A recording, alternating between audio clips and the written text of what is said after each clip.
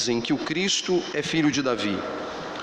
O próprio Davi, falando pelo Espírito Santo, disse: o Senhor disse ao meu Senhor: senta-te à minha direita até que eu ponha os teus inimigos debaixo de teus pés. O próprio Davi o chama Senhor. Como pode então ser ele seu filho? E a grande multidão o ouvia com prazer.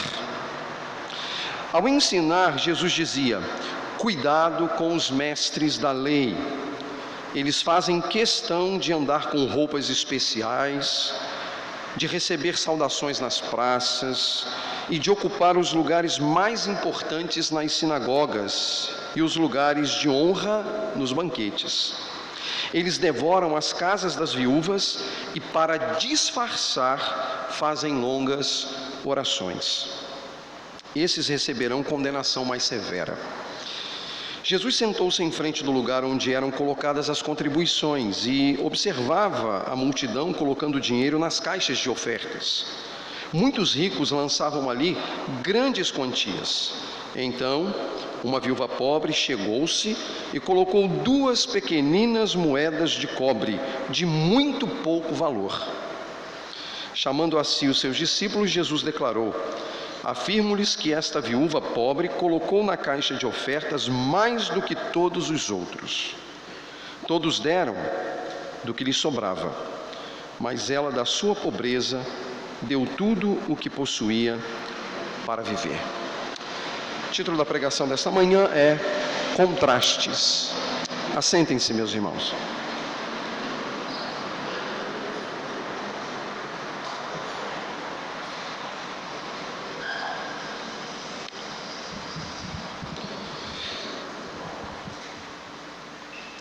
Nessa sequência expositiva do Evangelho de Marcos, como nós temos trabalhado, nós sabemos que Jesus, neste bloco de passagens que nós temos lido e pregado, foi submetido a uma série de perguntas formuladas por grupos políticos e também religiosos judaicos.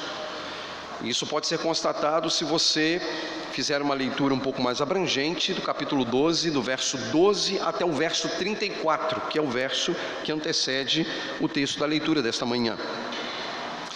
Obviamente, Jesus se ouve muito bem, ele foi muito preciso em suas respostas, com a sabedoria, obviamente, do alto, de modo a não poder ser acusado de absolutamente nada, de não poder ser acusado de qualquer desvio, por exemplo. Sobretudo também quando nós consideramos que os líderes religiosos tinham a intenção de prender Jesus. Por outro lado, o próprio Cristo sabia o caminho que ele deveria percorrer. Ele está ali há mais ou menos 3 dias da sua crucificação.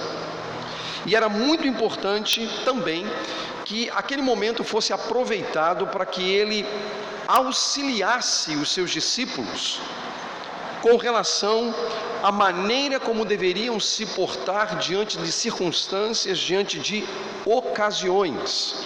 Sobretudo quando a gente lembra que aqueles homens que andavam com Jesus dariam continuidade ao trabalho iniciado pelo próprio Cristo, agora sob a direção do Espírito Santo.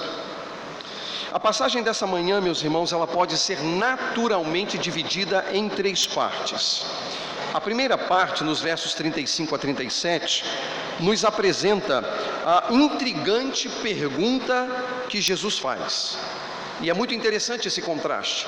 Antes, nós temos grupos políticos e religiosos dirigindo perguntas a Jesus. Agora, Jesus faz uma pergunta intrigante. E ele tem um propósito, obviamente, por trás dessa pergunta. A segunda parte, que vai do verso 38 ao verso 40, é aquilo que nós podemos entender como o fermento dos escribas, o fermento dos mestres da lei, contra o qual Jesus ensinou. Houve uma ocasião, e você deve lembrar no Evangelho de Marcos, que Jesus se opôs ao fermento dos escribas e dos fariseus. Agora ele está chamando a atenção para o fermento dos escribas, dos mestres da lei. E a terceira parte, do verso 41 ao 44, quando ele fala da chamada oferta da viúva pobre. Esses 3 blocos, essas três perícopes, têm algo a nos dizer nessa manhã. Mas eu preciso fazer uma questão aqui que para mim, e eu espero que para você também seja muito importante, que é estabelecer um elemento central para que a gente consiga entender esses 3 blocos. E eu quero dizer para você que o elemento central dessa passagem não é a pergunta intrigante de Jesus. E o elemento central dessa leitura também não é a oferta da viúva pobre. O elemento central da passagem desta manhã se encontra exatamente dos versos 38 a 40, quando Cristo vai fazer uma clara oposição ao fermento dos escribas. E aí o ponto que eu quero chamar a sua atenção é que esse elemento central vai contrastar com a pergunta que Jesus faz, portanto com o elemento que vem antes, e vai contrastar com a narrativa da viúva pobre, que é uma narrativa que vem depois. Outro aspecto importante, para preparar o terreno para a gente caminhar. Você lembra que a última pergunta dirigida a Jesus foi feita por um mestre da lei, por um escriba.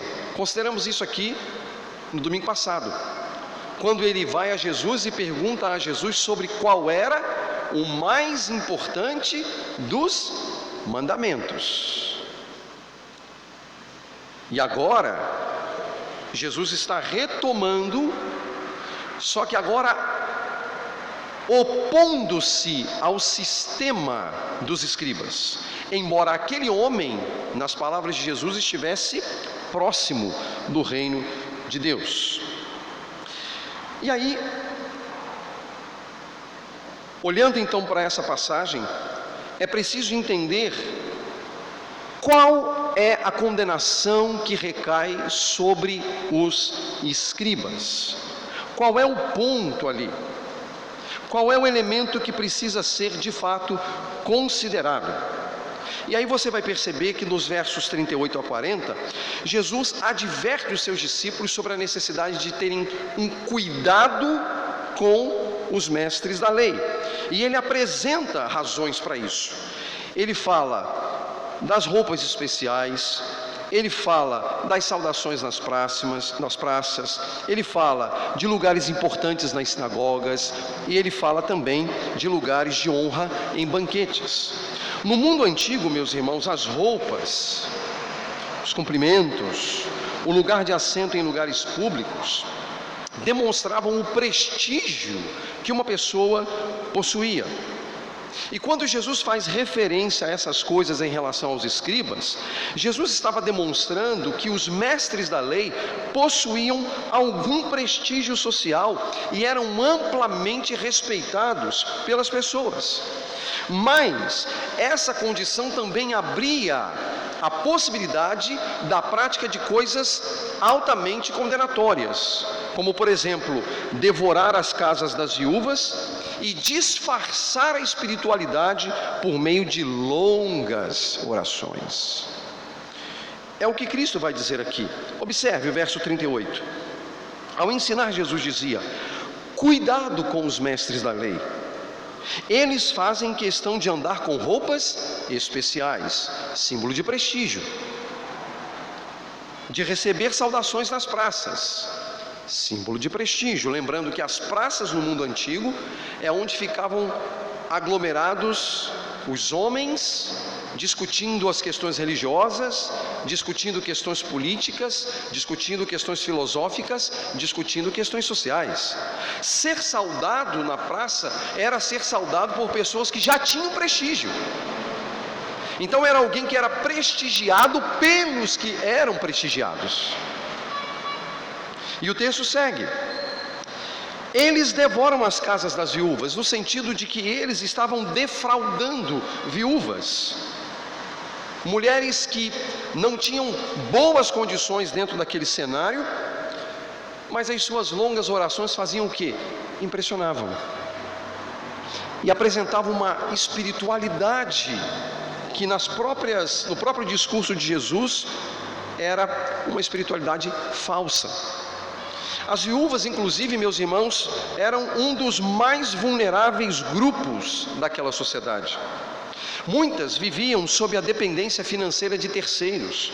É preciso lembrar que não havia lá uma estrutura social para receber valores de aposentadoria ou benefícios. O contexto lá era completamente distinto do nosso contexto. Mas algumas delas acabavam tendo recursos, seja pelo dote do casamento, seja pelos recursos deixados pelo marido, ou seja até mesmo pelos filhos que cuidavam de suas mães. Entretanto, algumas delas eram enganadas e acabavam confiando muitas vezes os seus bens aos mestres da lei, para que eles guardassem. Outros abusavam da hospitalidade delas, defraudando-as nesse aspecto e às vezes cobrando caro por dar algum conselho jurídico, algum conselho judicial, lembrando que aqueles homens eram mestres da lei, portanto intérpretes da lei. E aí obviamente que o comportamento desses homens levou Jesus a estabelecer alguns importantes contrastes em relação a ele mesmo, Jesus, e em relação também à viúva pobre. E aí nós vamos perceber que a pergunta feita pelo escriba, que nós consideramos aqui no domingo passado, sobre qual é o maior dos mandamentos, e ali Jesus responde: amar a Deus e amar ao próximo, estava sendo descumprido nessa narrativa. Eles não estavam obedecendo o mandamento de amar ao próximo como a si mesmo. E consequentemente nós podemos dizer pelas Escrituras que o mandamento de amar a Deus, uma vez que eles não estavam amando o próximo, estaria em jogo. Porque a Bíblia diz: se alguém afirma eu amo a Deus, mas odeio o seu irmão, é mentiroso. Pois quem não ama o seu irmão a quem vê, não pode amar a Deus a quem não vê. O problema é que a gente pega o verbo odiar, odeio o seu irmão, e a gente comete o mesmo erro do verbo amar, que nós consideramos aqui no domingo passado e que vimos que nada tem a ver com elementos sensitivos. Que amar é uma atitude. Portanto, odiar também é uma atitude. Vamos colocar aqui em níveis de equivalência. Se amar a Deus é obedecer, é uma atitude para com os mandamentos, odiar é uma atitude também para com os mandamentos. Só que no caso de amar a Deus é uma atitude positiva para com os mandamentos. O amor a Deus me leva a guardar os mandamentos. Mas se eu não gosto de Deus, o que eu faço? Eu quebro os mandamentos. Isso se aplica ao próximo. Amar o próximo como a si mesmo não é nutrir necessariamente bons sentimentos daquele tipo: eu quero você aqui perto de mim. Embora isso seja legítimo, embora isso seja saudável, mas do ponto de vista bíblico, a coisa é outra.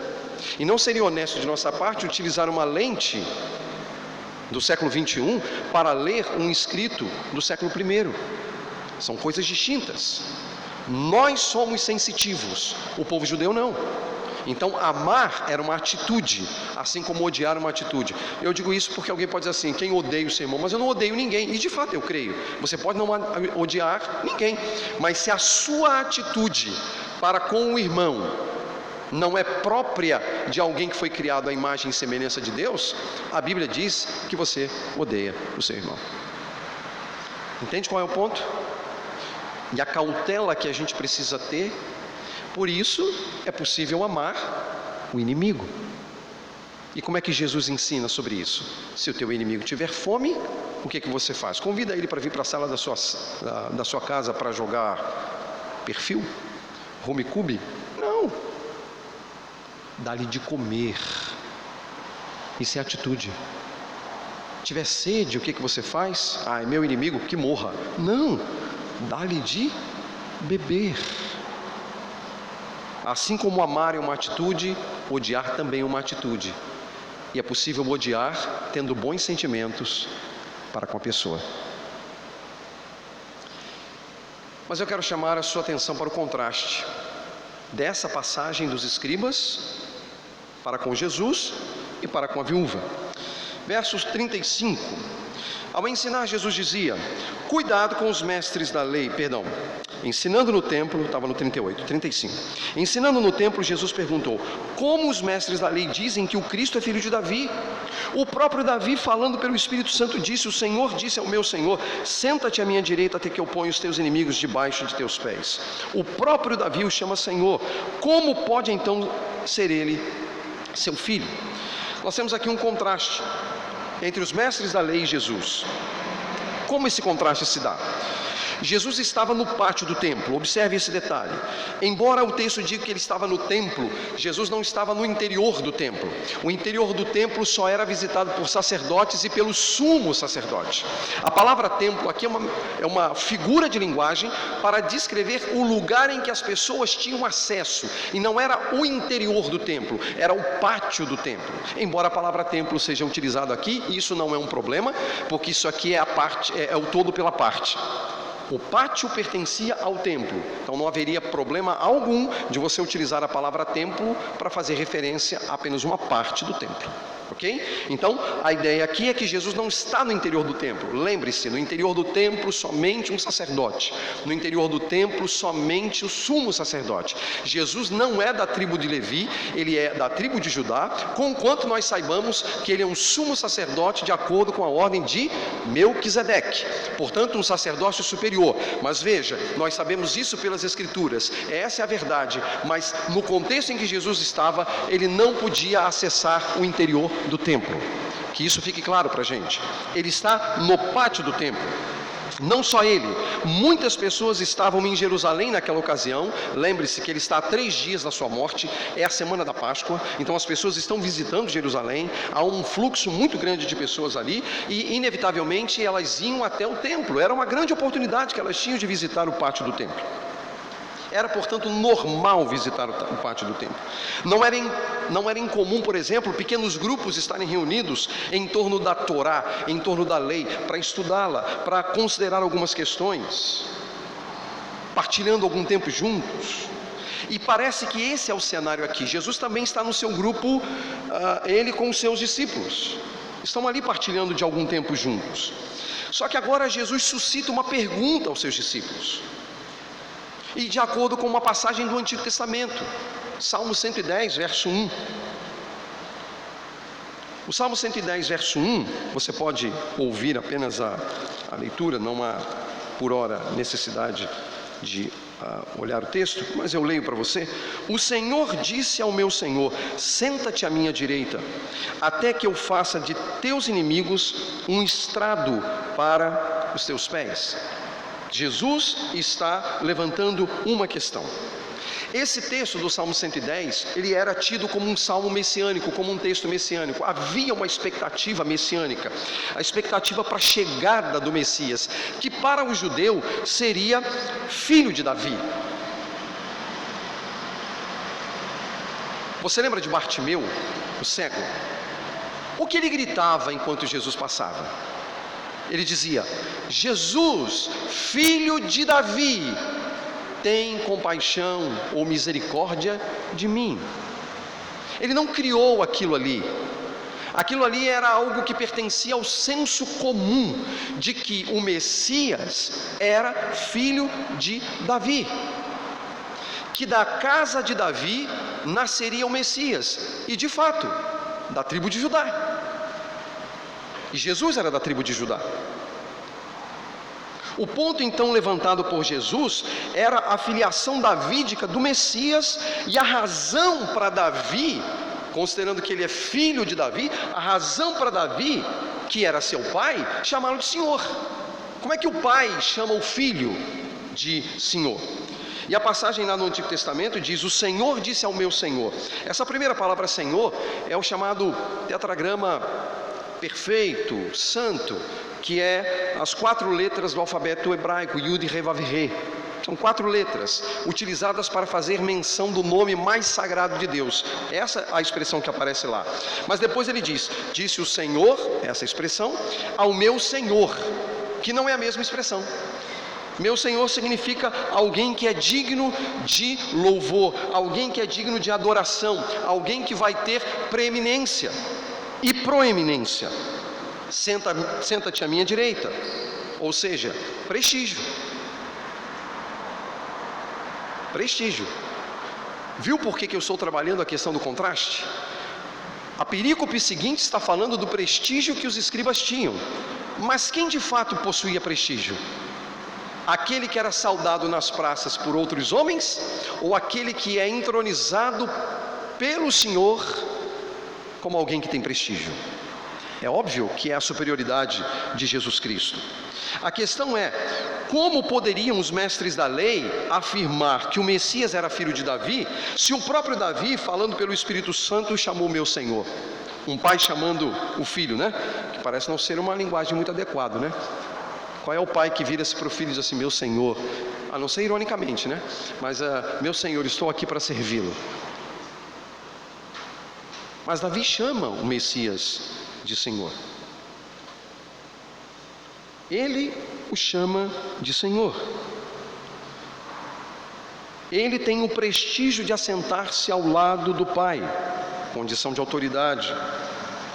E mais, aguardando que as nações fossem submetidas a ele, porque o texto diz, até que eu ponha os teus inimigos sob o estrado dos teus pés, ou debaixo dos seus pés, conforme a leitura de Marcos. O que era o estrado? O estrado era exatamente uma peça, que poderia ser inclusive de ouro, em que o rei, a autoridade, descansava os seus pés ali, assentado no trono, e que era inclusive um ambiente em que os inimigos eram levados à sua presença, a sua cabeça ou a cabeça do inimigo, né, era colocado naquele estrado, e o soberano Senhor levantava geralmente a sua perna direita e colocava sobre a cabeça do inimigo para esmagá-la. Algo comum na antiguidade, mostrando a soberania e o poder de Jesus Cristo sobre as nações. E por que eu digo sobre as nações, já que o texto aqui diz inimigos e não nações? Porque o Salmo 110 ele é correlato com o Salmo 2. E o Salmo 2 ele vai dizer exatamente que os inimigos do Messias são as nações. O que o texto está dizendo é que as nações serão submetidas a Cristo. Por isso nós cantamos, ó Rei das nações, quem não temerá, quem não glorificará o teu nome? Ó Rei das nações. Quem é o Rei das nações? Ele é o Rei, o Senhor da glória, Jesus Cristo. Mas é bem interessante o modo como Jesus trata isso, porque ele não usa a primeira pessoa para se autorreferir-se, né, como o Messias. Ele usa a terceira pessoa.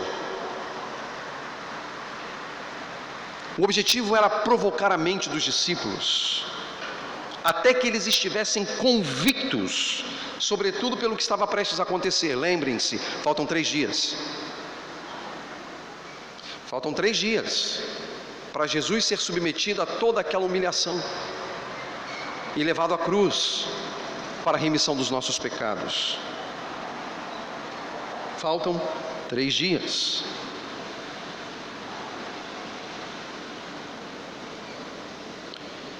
E ao utilizar a terceira pessoa, o objetivo é provocar a reflexão dos discípulos.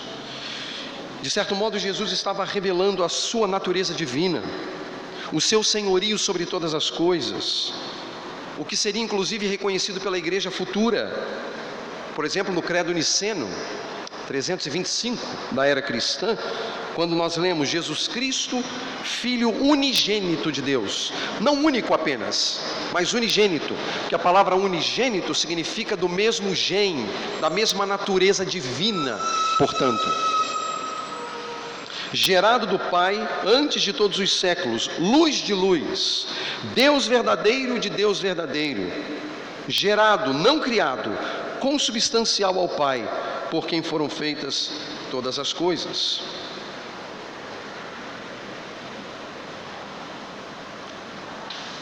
Sua natureza está sendo revelada de uma maneira que talvez não tivesse ainda sido revelada. aqueles homens que dariam continuidade ao trabalho de Jesus. Vamos saltar agora para o verso 41.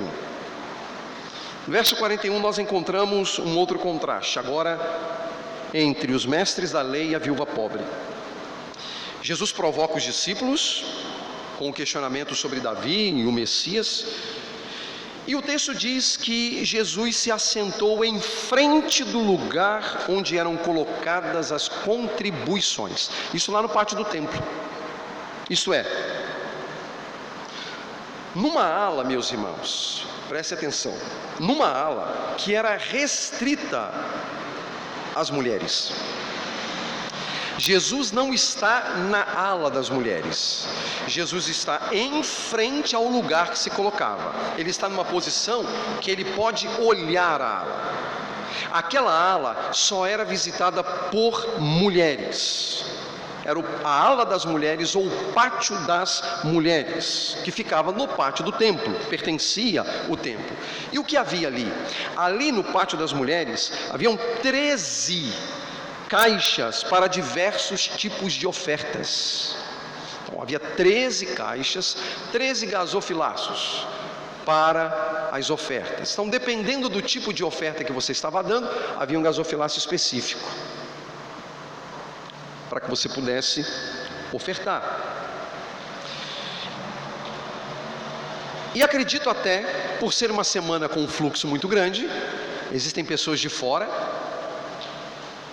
o fluxo ali deveria ser alto. Era a Páscoa. Muitos ricos estavam lançando ali as suas moedas, as suas ofertas, as suas riquezas, as grandes quantias. Mas o que realmente chamou a atenção de Jesus e serviu de base para o seu ensino aos discípulos foi o ato de uma viúva pobre. Uma viúva pobre que depositou ali 2 pequeninas moedas de cobre, de muito pouco valor. Pela descrição, meus irmãos, considerando o sistema monetário da época, as moedas depositadas ali eram 2 leptons, esse era o nome, 2 leptons, que valia cada um, não precisa permitir que saia fumaça da sua cabeça porque eu vou ajudar, mas valia cada um 64 avos da diária de um trabalhador.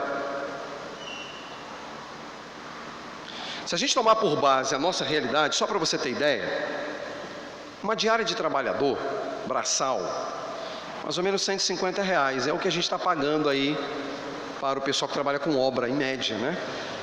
R$150. Então vamos pegar esse valor.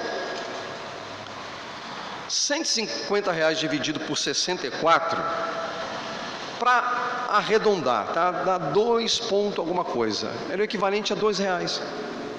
Ela colocou 2 moedinhas, onde cada moeda valia R$2. Ela depositou o equivalente a R$4 ali. Era uma quantia pequena, era a menor quantia que se poderia dar, no caso R$2, né? Uma moedinha de cobre, um lepton. Mas é interessante que o parâmetro utilizado por Jesus é o de que aquela viúva pobre e a sua oferta excedia em muito as altas quantias doadas pelos ricos. E muito. E isso é interessante porque também contrastava com o fato de que os escribas defraudavam as viúvas, devoravam as viúvas. Mas ela está ali, dando, e Jesus inclusive vai dizer que todos deram do que lhes sobrava, mas ela da sua pobreza deu tudo que possuía para viver. Ela deu tudo que possuía para viver.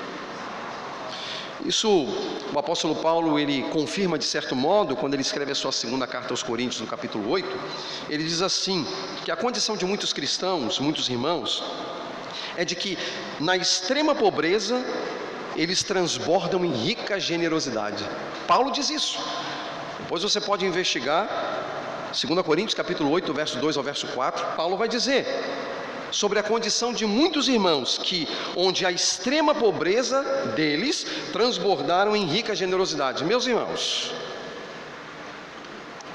Todos nós sabemos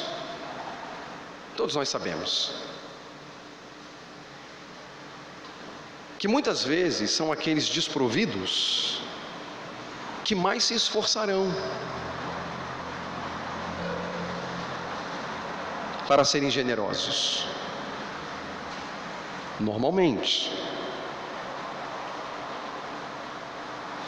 É o que Jesus está falando.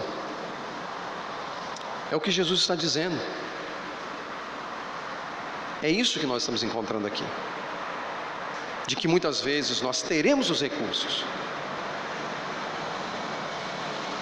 Nós teremos as condições.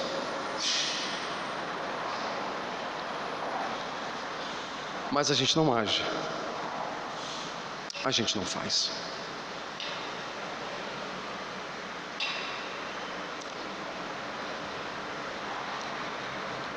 Após ter feito esses contrastes, eu quero fazer 4 rápidas aplicações. Primeiro, quando nós olhamos a pergunta feita por Jesus aos seus discípulos, em contraste com o que Jesus fala sobre os escribas, o que nós percebemos é que a declaração é firme e deve ser considerada por todos nós. E qual é a declaração? Cristo é Filho e Senhor de Davi. Portanto, Ele, Cristo, é um Salvador eficaz. Cristo é Filho e Senhor de Davi. Ele é um Salvador eficaz. Meus irmãos, por ser Cristo quem é, Ele é um Salvador eficaz. E se Ele não é o que disse ser, preste atenção, então não devemos dar créditos a Ele. Ele não seria, neste caso, Cristo. Ele seria o anticristo. E repito, se o que Ele diz ser não é verdade, então Ele não é o Cristo. Ele é o anticristo. Entretanto, há 2 testes que podem ser considerados permanentes para comprovar alegações. Nós sabemos que na história muitos homens vieram em nome de Deus. Muitos homens vieram dizendo que Deus os havia enviado. Muitas religiões que vão pregar esse tipo de coisa. Mas nós precisamos submeter todos esses nomes a 2 testes permanentes. O primeiro, a razão. O segundo, a história. A razão, porque todos nós temos algum nível de razão. O segundo, a história, porque todos vivem nela e devem saber algo a respeito dela. Vamos olhar pelo lado da razão. Nós devemos pressupor que se Deus desejasse realmente enviar alguém em seu nome, o mínimo que Ele faria era predizer a vinda dessa pessoa. E à medida que o enviado se conformasse às predições, se poderia dar crédito à sua alegação. E foi o que aconteceu com relação a Jesus. Os profetas anunciaram a sua vinda. Por isso o povo aguardava a sua chegada. A lei, os escritos falam de Jesus, comprovando a sua alegação de ter vindo em nome de Deus. Quanto aos outros, que alegam ter vindo de Deus, onde estão as suas predições? Onde estão as profecias que nos permitem comparar a vida que levaram com aquilo que foi dito? Não temos. Deus não se preocupou em anunciar. Ora, se Deus não se preocupou em anunciar, nós estamos privados de todo o elemento que poderia classificá-los como de fato homens enviados da parte de Deus. Mas não é o que ocorre com Jesus. Quando Jesus alega ter vindo de Deus, há provas substanciais sobre ele no Antigo Testamento e nós podemos comparar. Apenas para efeito de exemplo, como você consegue ler, como eu consigo ler Isaías 53 e não perceber que é sobre Cristo que está sendo dito? Então, a razão comprova que Cristo veio de Deus. Mas nós precisamos submeter ao teste da história. E quanto à história, Cristo a afetou de tal modo que a história foi cortada ao meio. Antes dele, depois dele. E é muito interessante que em sua vinda,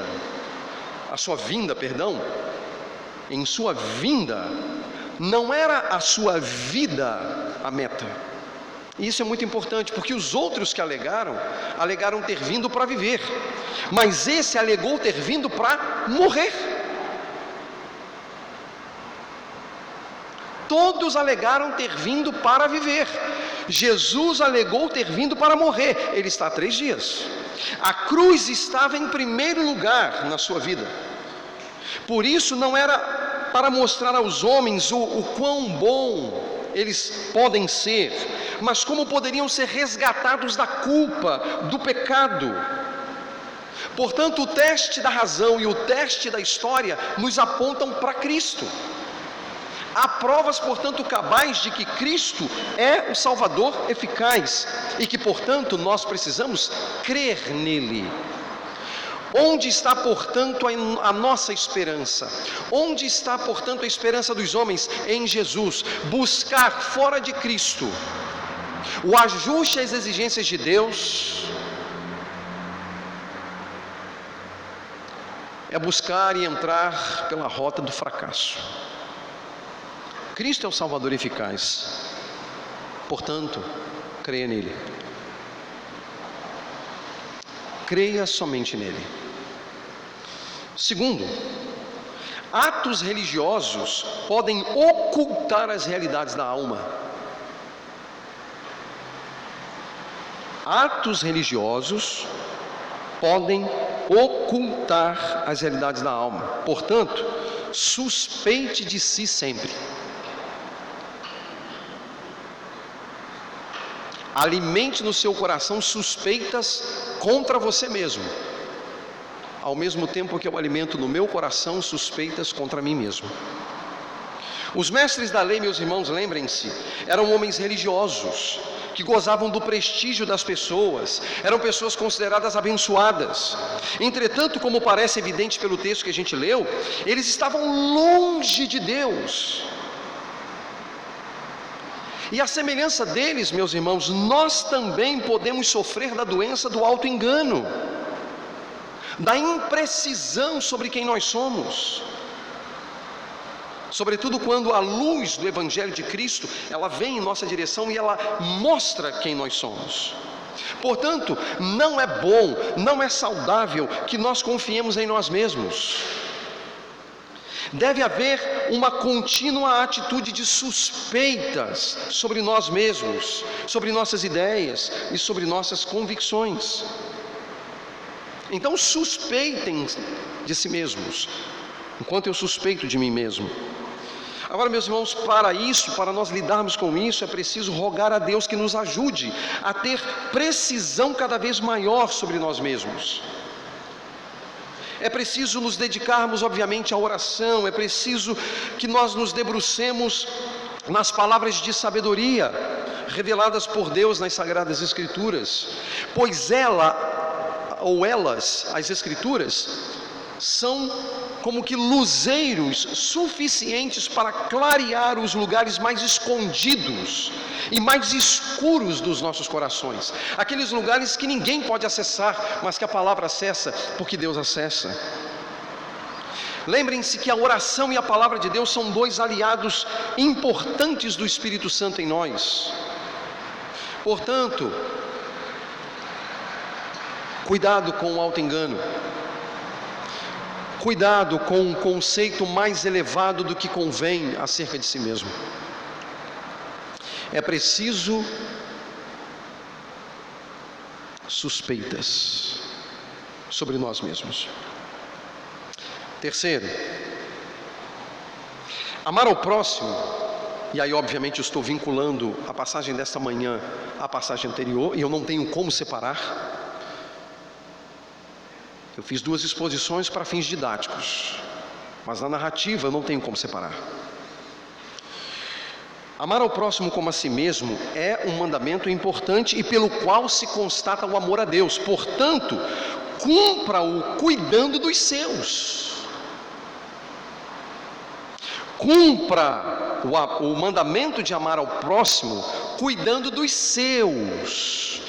E aí eu utilizo aqui o pronome para fazer referência aos seus familiares, aos seus pais. O apóstolo Paulo, quando ele estava instruindo, ou quando ele instruiu Timóteo, na sua primeira carta, sobre o exercício do pastorado, ele fez a seguinte afirmação: se uma viúva tem filhos e netos, ele está falando de uma mulher viúva, se uma viúva tem filhos e netos, que estes aprendam primeiramente a colocar a sua religião em prática, cuidando de sua própria família e retribuindo o bem recebido de seus pais e avós, pois isso agrada a Deus. Ele diz, inclusive, se você continuar na leitura, que a igreja só deveria fazer algo pelas viúvas se nada fosse feito pelos familiares. Essa é a orientação bíblica. E aí, nesse caso, meus irmãos, não basta demonstrar amor aos que são de fora, porque esse é um pecado que às vezes nós cometemos. Nós mostramos amor para os que são de fora, mas os de dentro, os da casa, os da família, muitas vezes são esquecidos. É preciso cuidar da própria família. Os filhos precisam cuidar dos seus pais, honrá-los, suprir-lhes as necessidades. E olha que a nossa situação hoje é bem melhor do que a situação daqueles dias.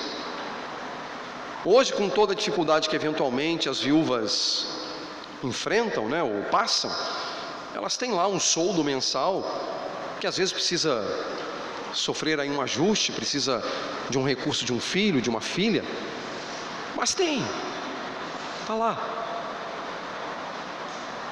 Mas isso não deve levar-nos ao pensamento de que não devemos estar atentos às necessidades de nossos pais, dos nossos avós, para socorrê-los em tempos de necessidade. Portanto, meus irmãos, eu quero convocá-los a olhar à sua volta, e não estou falando olhar à sua volta aqui agora não,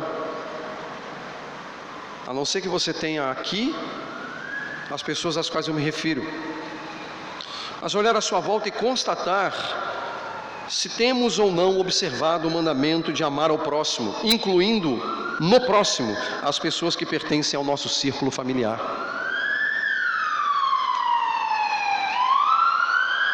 Essa situação, meus irmãos, ela é tão grave que um pouquinho antes das palavras que Paulo dirigiu a Timóteo, e eu mencionei aqui, Paulo diz assim: se alguém não cuida de seus parentes, 1 Timóteo 4,8, se alguém não cuida de seus parentes, e especialmente dos de sua própria família, observe agora o que ele diz: negou a fé, e é pior que um descrente.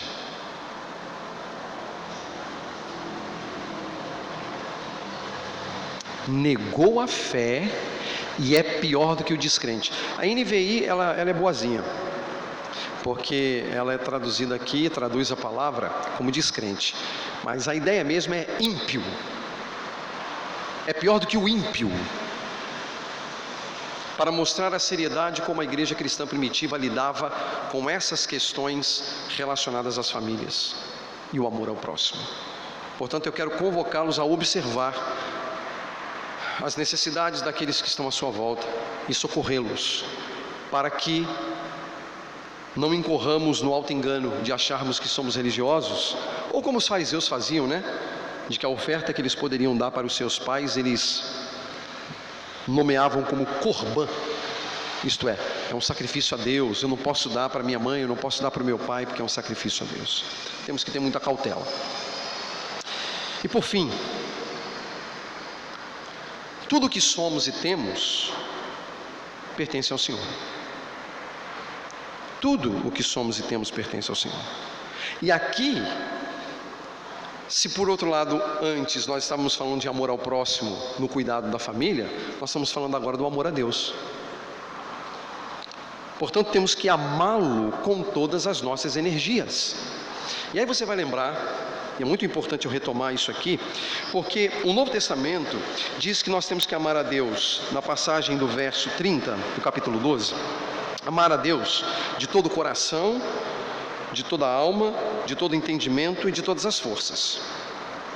Alma, coração, alma, entendimento e forças. 4. Só que ele está citando um texto de Deuteronômio, capítulo 6, verso 4. Lá aparecem só 3. As palavras que aqui são entendimento e forças não aparecem lá. Isso foi mais um entendimento da Septuaginta, né? A tradução do Velho Testamento hebraico para o grego. E aí eles tiveram que fazer uma adequação de linguagem para fazer-se entender. E aí colocaram aqui as palavras entendimento e forças. Só que lá no texto hebraico aparece de todo o coração, de toda a alma e com todos os seus bens. O que aqui aparece entendimento e forças, lá no texto hebraico aparece bens, está falando de bens.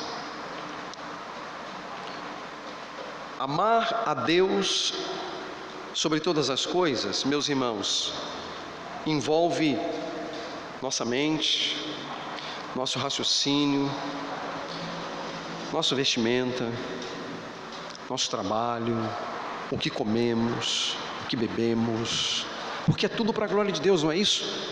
Não é isso que Paulo diz? Quer comais, quer bebais, ou façais qualquer outra coisa, fazei tudo para a glória de Deus. E lembre-se que o beber e o comer são as coisas mais simples, simplórias da vida e necessárias. As coisas mais básicas devem ser para a glória de Deus. Logo, as demais também devem ser para a glória de Deus. Com todos os seus bens, também. Com todos os seus recursos, com todas as suas habilidades, com todas as suas competências. Os puritanos diziam que não deve haver um único centímetro em nossas vidas que não pertença a Cristo. Tudo que somos, tudo que temos, pertencem ao Senhor e devem estar a serviço do Senhor. Dele somos, nele existimos. Então, meus irmãos, que nós sejamos esses servos, instrumentos para o estabelecimento final do reino, para a glória de Cristo, o Senhor da Igreja, o Redentor dos pecadores. Portanto, meus queridos irmãos, estejam atentos a esses elementos e aos contrastes. E talvez, e aqui encerro, haja de nossa parte a necessidade de contrastes também. O que eu estou propondo é que façamos contrastes entre aquilo que está revelado nas Escrituras e a maneira como pensamos. Entre aquilo que está revelado nas Escrituras e o que falamos. Entre aquilo que está registrado nas Escrituras e fazemos. Toda a nossa vida submetida à palavra do Senhor. Que Deus, meus irmãos, Ele nos ajude. Reconheço que não é tarefa simples, não é tarefa fácil. Nós precisamos do Espírito do Senhor para nos guiar, para nos ajudar. Mas a gente precisa. Então que a graça de Deus não nos falte e que a glória seja plenamente de Cristo, nos moldando à sua vontade, aos seus interesses, para o seu louvor. Amém.